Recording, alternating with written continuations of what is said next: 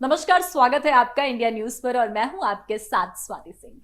दिल्ली के मुख्यमंत्री अरविंद केजरीवाल के सरकारी बंगले को लेकर चल रहे विवाद के बीच एनसीपी प्रमुख शरद पवार का अब एक बड़ा बयान सामने आ गया है।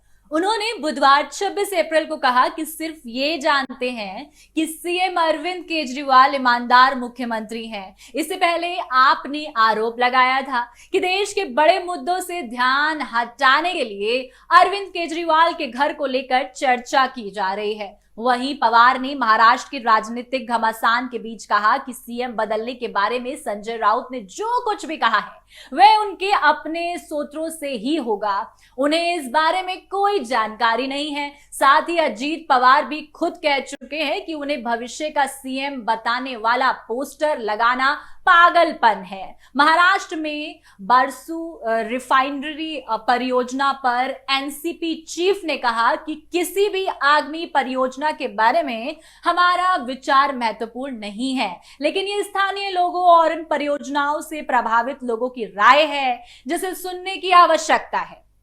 बारसू रिफाइनरी के विरोध में पवार ने कहा कि मैंने उदय सामंत महाराष्ट्र के उद्योग मंत्री से पूछा कि बारसू के प्रदर्शनकारियों पर बल प्रयोग किया गया या नहीं। उन्होंने मुझे बताया कि सरकार ने प्रदर्शनकारियों के खिलाफ बल प्रयोग नहीं किया।